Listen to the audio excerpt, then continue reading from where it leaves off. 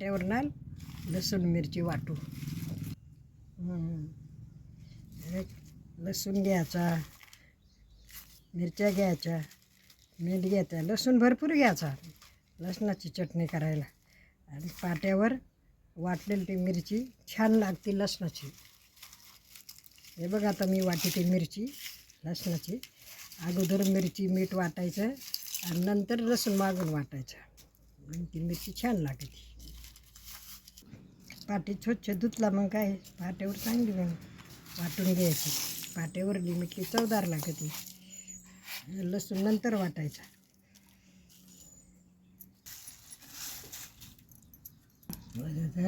असं थोडं पाणी टाकायचं आणि वाटायची.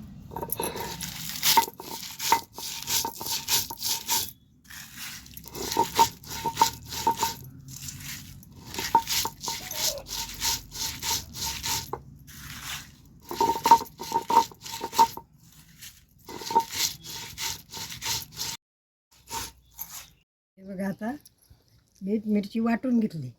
आणि बघा आता नंतर लसूण वाटायचा. मग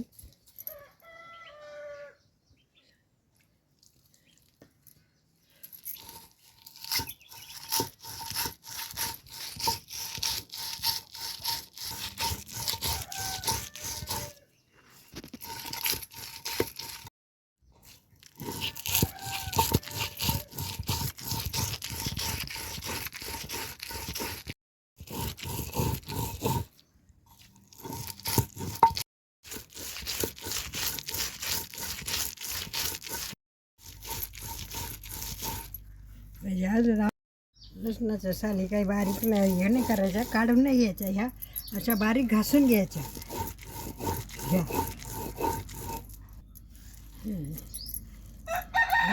लसूण मग असा पाटा असा घासून जातो ना, दगड दगड घासते ना, मग ती आपल्या शरीराला चांगलं असतं तो दगड घासलेला. म्हणून पाट्यावरनं मसाला कोणताही बी चवेला लागतं. कालवण चवेला लागते, मिरची चवेला लागते, दगड घासतो ना.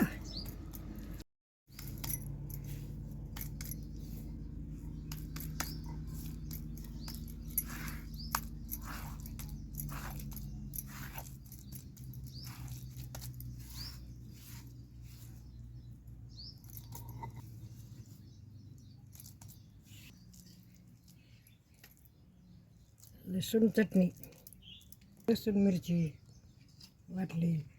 आता बाजरीची भाकर किंवा चपाती, त्या मिरचीमध्ये तेल टाकायचं आणि मग ती खायची.